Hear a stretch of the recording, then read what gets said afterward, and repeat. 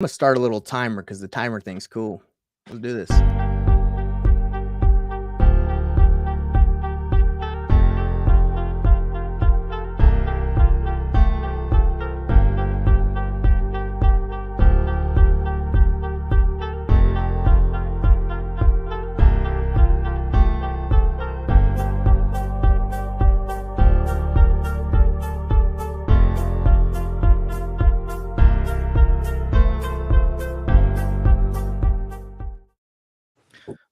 All right, everybody. Welcome. We are live right here. This is Investor Thrive Live weekly call. I have my partners that I work with. We got David Lamorte and Joe. How you guys doing today?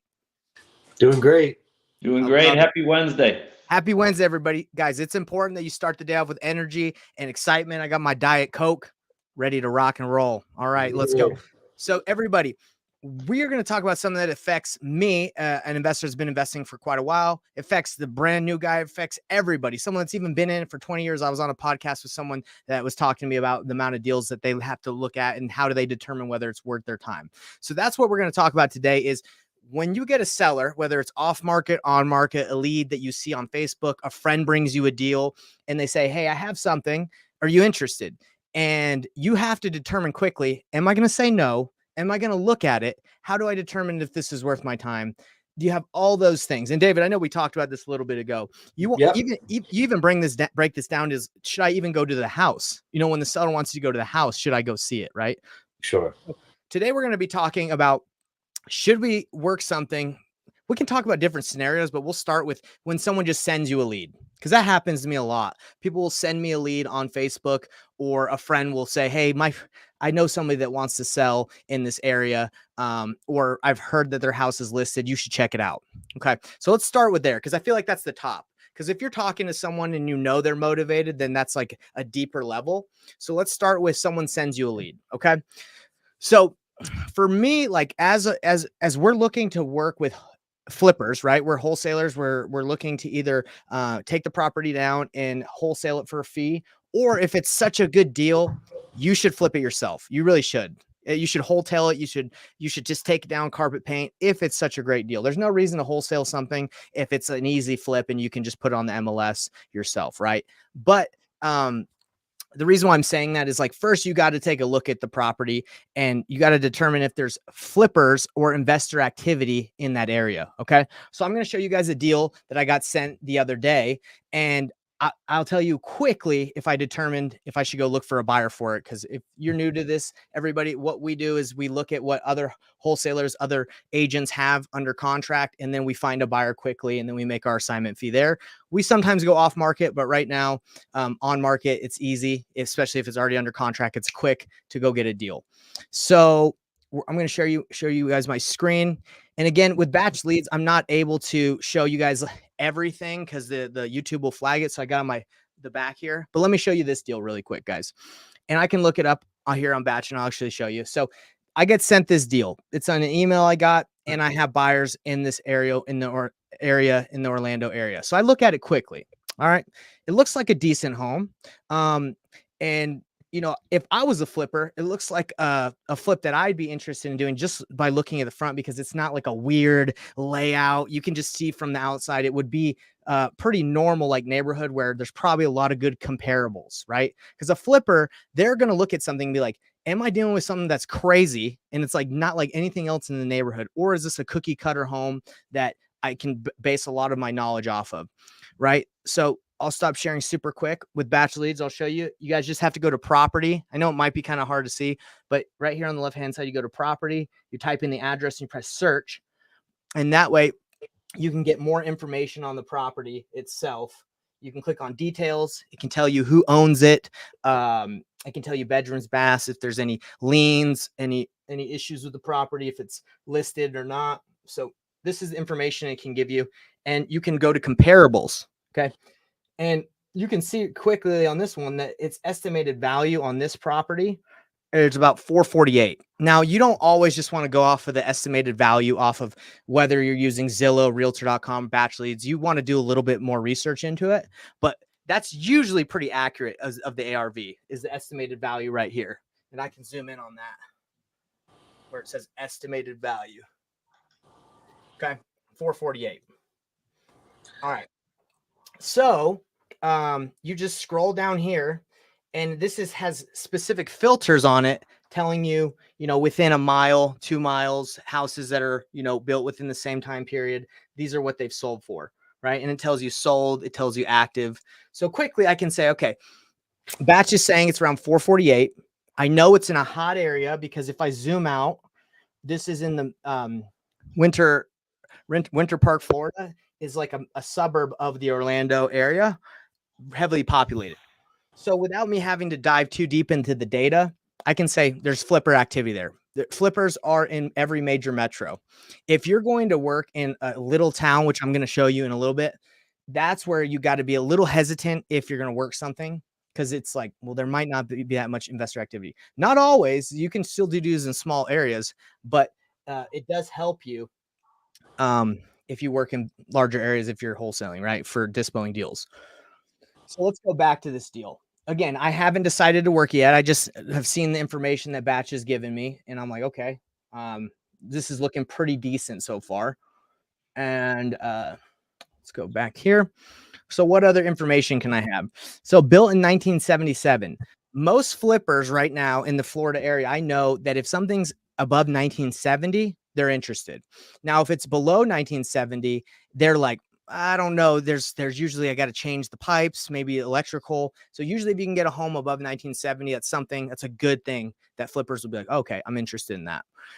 The cash price on here is 310, right? So that's a good deal. If it really is worth 440 and you got a 310, you already know that's a pretty good spread. You don't know what the condition is yet, but you can say, okay, that's a decent spread. You guys can already tell I think this is a good deal to work because it's, it's in a good area. Price point's good. Cookie cutter. But let's take a look at some of the pictures. Okay. So looking at the house, bathrooms outdated. I think this is one of the rooms. The flooring got taken out. Not terrible. Maybe put in some new doors. Bathrooms outdated. You're gonna have to redo the bathrooms if you want like complete new bathrooms. But this is not a rehab that scares most flippers, right? They're not like, oh my gosh, I got to get like a giant truck and just take out this trash and maybe I'm going to find some crazy stuff. No, they're like, this is a complete updating, right? So for me, it's like, okay, this is something I definitely want to work. I take it a step further and I put it into my calculator. And let's see right here. And I say, what would the numbers look like if I were to wholesale something like this? That's fair. I don't think ARV is quite 445. I think it's more like 420. But so let's just put it at 420 and it's at 310. And this rehab, the house, just quickly to do the numbers, that the house, where did it go? I want to find out what the square footage is. So let me see. 2,300 square feet. Okay. So then I would put 2,300 square feet right here into the side where you put the square footage. I think a flip like this would take maybe 4 to 5 months. You take it down and maybe take like 2 or 3 months to flip it. And then 1 to 2 months to rehab it. To sell it on the MLS. Your flipper that you're working with, I'd say 90% of flippers know an agent that can list it at cost, or they are agents, so they don't have to pay the full 6%. So I put it 3. And let's see this. I think this is like a basic to medium rehab. And the way that basic and medium rehabs work, basic is carpet, paint. Medium is bathrooms, carpet, paint, and kitchen. Okay. That's medium. And then everything is everything, even down to the studs. So when we're looking at this one, I think this is like in between a basic and a medium. I don't think it's like that. It would be that difficult. So I would say maybe a little bit less than 24, but let's put it in here anyway. $24 per square foot. So it would go medium. And let's see. So if you want to make a wholesale fee of $15,000 and you get the property for 310 and it's worth 420, you would have to sell it to them for 325 and the flipper would make $3,975. So someone that looks at that would be like, not worth it. I'm not going to make enough money. Now, if that's why it all depends on what your buyers think. So if the buyer thinks it's worth 470, 450, like Batch was saying, then it gets closer. You know, and that's why you need to talk to your buyers, because a lot of the time, like this deal, according to the numbers I'm running right now, it's iffy, right? But still, I think someone would be interested just because of the fact it's like a nice property, like compared to other, you know, other ones that you're probably looking at in Florida. So according to this, I would work this deal just because of the area, location. Obviously, the numbers don't always work, but I also don't always just take what the wholesaler is saying they want. I'll usually say, okay, they're probably a little flexible, or my buyer, you know, has different thoughts than I do. And maybe the rehab's a little higher than, you know, it should be. Maybe it's a 40K rehab at that. So let's see. Other. Okay, so now you're talking, once it gets into the 10% plus, that's when a flipper is like, yes, I'll do it. So sometimes you got to change the numbers. You don't want to fluff the numbers and get too crazy with it. I'm more of a guy that's like, hey, let me be conservative, especially if I'm going to flip it. And then if I'm conservative, I'm not flipping this thing. But I did want to take you guys, Joe, and everybody watching, David, through this process, because for me, if it's a property that I think is cookie cutter, I work it, because cookie cutter means lots of comparables, lots of other ones to base it off of that flippers can use. And when you get something that's kind of like so random, where people are like, I can't find any comps for it, that's a red flag, because flippers are like, I don't feel comfortable flipping something that has no comps and just kind of hoping it works out, right? Some flippers will do it, but I wouldn't do it. Any questions, Joe, David, anybody from the live? That made perfect sense to me. Yeah, that was a great breakdown. And I agree. Sometimes you can, be flexible with the numbers, but I like to be conservative as well too, because you want to think as an investor as well. Joe, do you have any questions? No questions. Just I'm hearing things that rehab costs have gone up.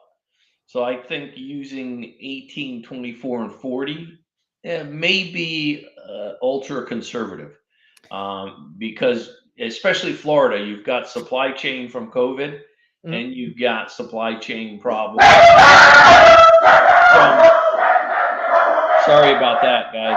No worries, man. Sounds like you got a lot of dogs out there. Yeah. My guard dogs, my 2 German Dachshunds. Oh, I love it. Let me mute myself here. But Joe, I'll respond to you. I understand what you're saying, Joe.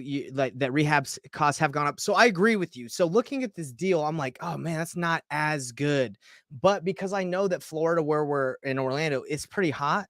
Guess what? This house, this property, we reached out to the wholesaler that has it. It's already under contract. It's already sold at this price. So for us, it's like, well, shoot, I ran the numbers and it kind of made sense according to the comps I looked at and the numbers, but it's already sold within a couple days of them putting it out. So there are different buyers that look at different properties differently, right? There's some that have like materials and they own the crews and they have to keep their crews busy, because if they don't, then they're going to lose their crew members. So they'll sometimes take really small margins, right? There's some people that do pad splits that will take a property and they'll split the rooms. So if we always look at something as like, okay, this has to be a flip and it has to meet this, it's, that's obviously works for the type of flipper that wants to make a specific return. But in these hot areas like this, we're showing you, where it's like, a good area, there's other opportunities, and not other opportunities, but there's other strategies that other people are using. So that's why it's important to know what your buyers are buying and what buyers want, because again, if you just looked at it through one lens of like a flip, then you'd be like, oh no, this one doesn't really make sense. But again, knowing your area is so important, because this one's already sold, right?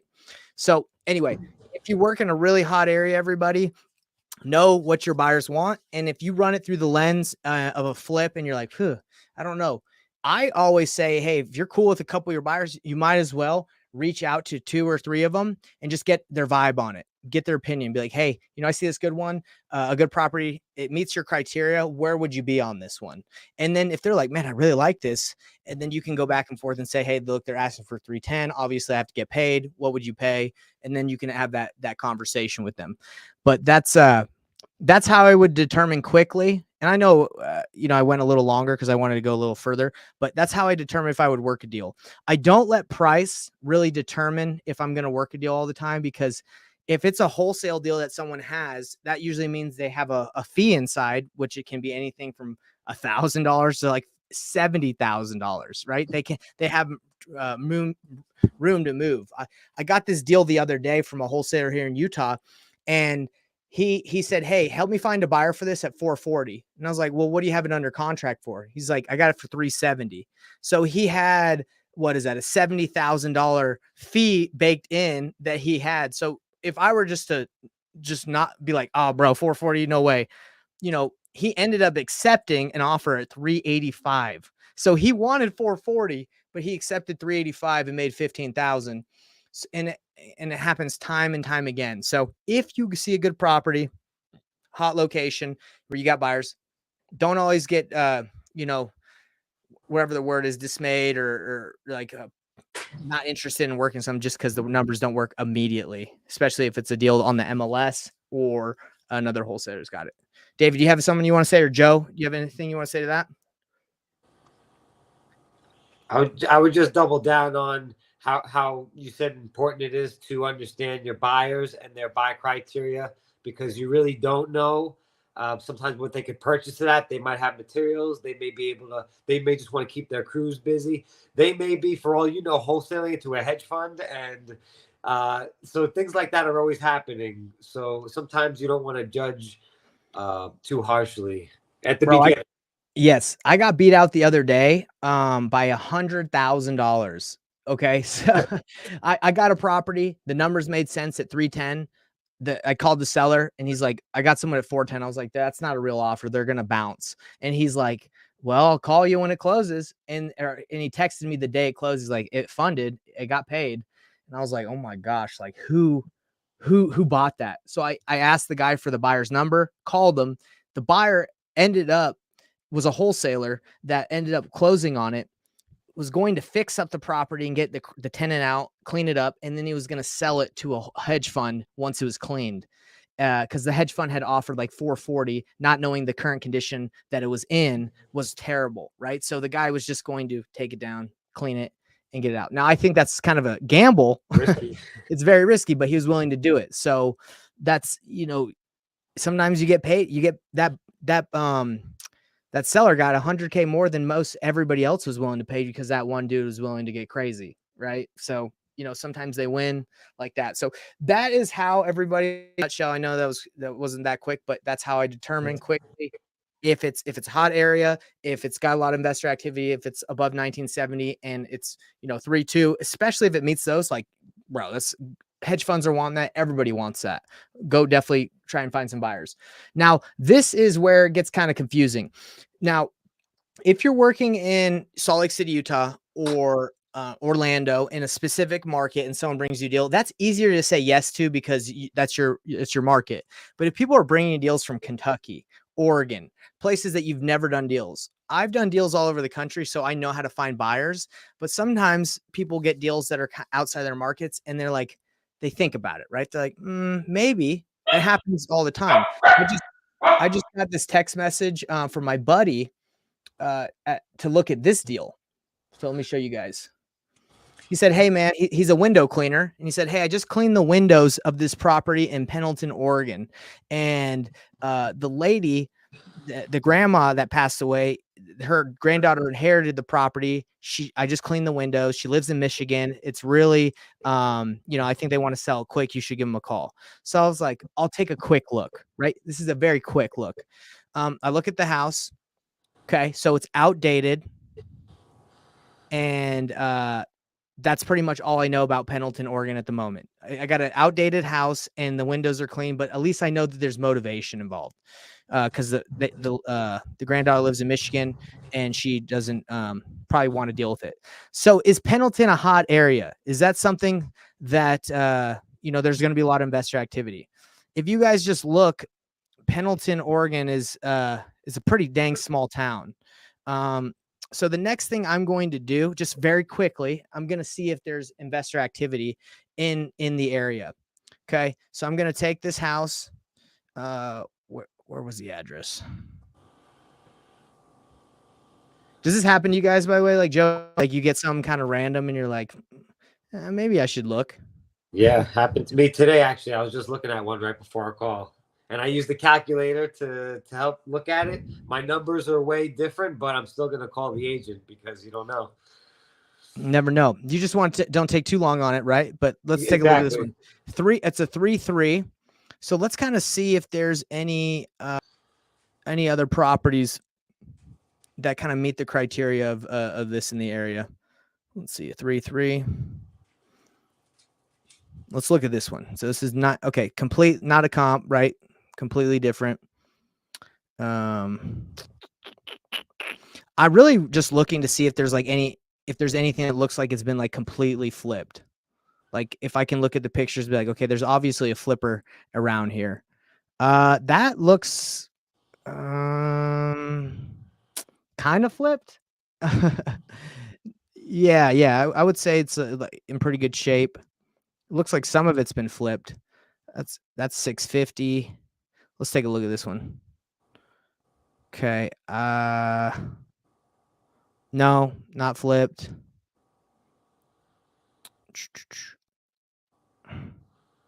Let's see. All right. Nope. Because really, like, if you can see if there's houses that are being flipped, quite a few of them, what you can do, this is like a new build or a newer home. You can just call the agent that's listing the property and you can say, hey, is your guy looking for more properties to flip? I have one that I think he might be interested in. Now, this one is on market, so you'd definitely like want to negotiate and get it lower. But guys, like for me, in the time that I have, like it's not really worth my time to like call agents or look deeper into this. Pendleton's super small. I don't think it's like a place that I'd probably spend too much of my time or any time looking for a deal. Plus it's on market. Now, if it was off market, if it was like, hey, I know this girl, she's thinking about listing it and she hasn't yet. Before she does, she wants to get cash offers. Obviously, I would, give a call and see what I can do. But yeah, on this one, it's probably a no-go. Plus 449, and you can get this house for 650, which is 1,000 square feet more. I think they're a little high for their asking price. Just quickly looking. It's been sitting a while too. I didn't realize at first. Oh, this one? Yeah, the subject house, right? 43 days. Yeah. I mean, if you guys want to have some fun, I can call it and we can, I can talk to the agent and we can see what happens. But yeah, we don't have to if you guys don't want to. But yeah, that's quickly for me determining like, okay, not worth my time outside of my market. Doesn't seem like there's a lot of investor activity in the area.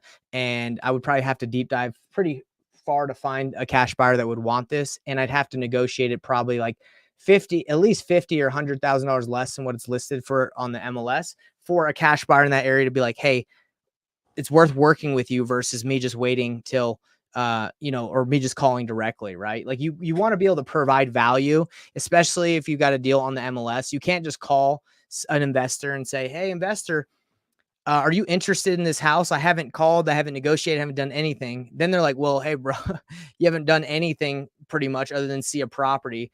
And you haven't provided any value. There's no reason for me to, work with you. But if you called an investor and said, hey, I have a property on the street, I've negotiated it and I got a really good deal, I think it may, make sense for you if you're looking for more flips. And they're like, okay, well, what you got? And that's the value you would provide. Right. So that's pretty much it, guys. And when it comes to appointments with David on going on appointments, is it worth going to see a house? Right. That's what we talked about. For me, asking price doesn't really matter because if the seller's motivated, if they have a quick timeline, like they want to close within a short amount of time and the condition of the house needs work, those things are more important to me than what they want for the house, because what they want for the house it doesn't matter if they're not going to get an offer for it. Like my aunt had her house for sale for like $850. She believed deep down that's what it was worth. And, she listed it for that and she didn't get $850. She ended up getting less, like 790 or something like that. But for her, she was totally fine with that after she realized after a lot of time that that's what the offers were coming in at. So don't let price always like stop you in your tracks. I know a lot of people it does where they're like, oh, you know, they're asking for so much. It doesn't matter. I did a deal on the MLS a couple months ago where they had listed it at 450 and we ended up closing at the deal at 320.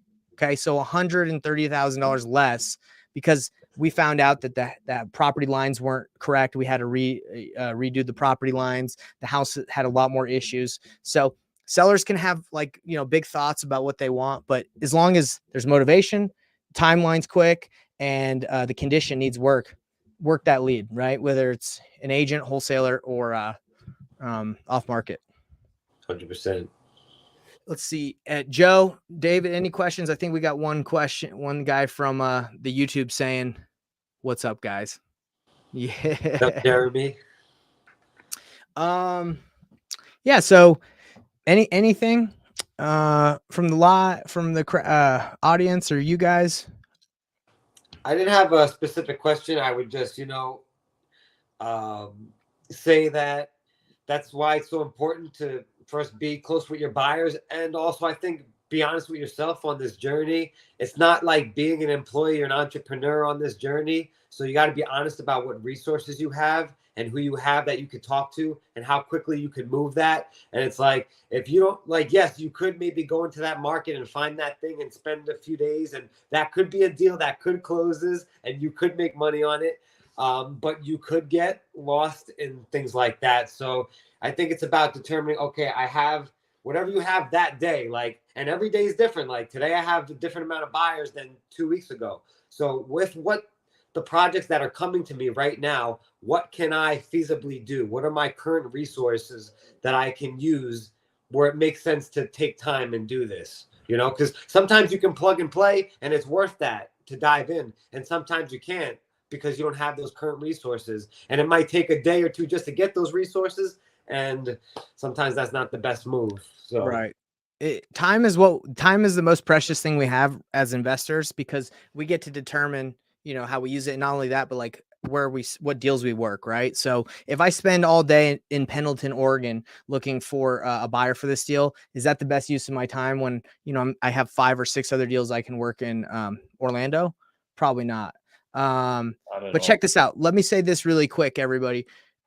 Leveraging your network is the best thing to do when you get deals all over, right? Like if you get opportunities. So for example, David, if I have a deal in Long Island and I don't have buyers in Long Island, what I would do, I would just say, hey, David, you got buyers. What do you think about this deal? I'll give you the lead. Let's split the deal 50-50. You work it. I brought you the lead. You bring the buyer.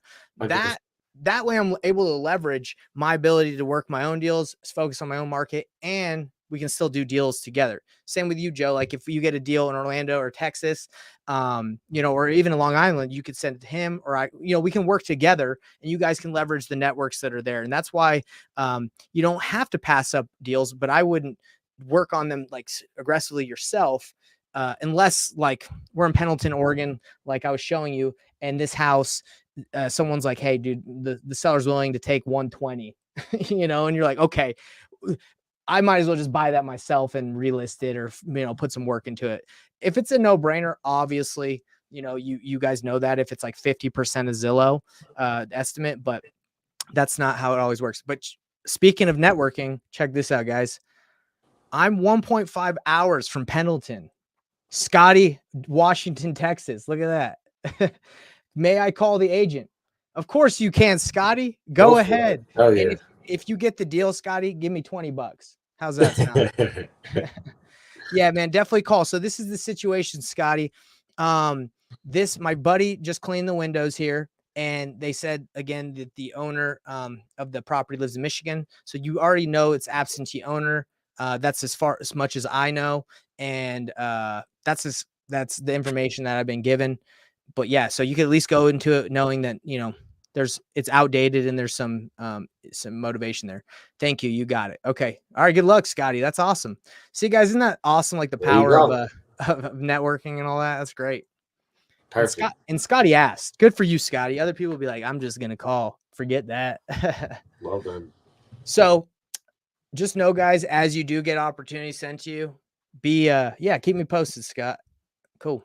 Yeah, just know as you get opportunities sent to you, leverage your network, stay focused in your area because opportunity costs are real. If you start working something random, which I actually see a wholesaler that sends out like deals all over the country, and I'm like, hey, you would do so much better if instead of trying to find deals for properties that are all over the United States and you're having to find buyers in every new market every day, just focus on one market or two. And then, through time, you're going to be able to have a better, relationships in that area and move stuff. Right. Yeah, exactly. Cool, guys. Well, that was it. And, we'll wrap it up. We're going to head out of here. And if you need anything, you can hit up David. He's in Long Island. Joe, I'm sure if people want to reach out to you because you work in the Orlando market, they can reach out to you. You guys can reach out to me. I mean, we're here to do deals. We're here to help you guys succeed. So we'll see you on the next one. Peace out, everybody. Have a great day. Yep. Hey.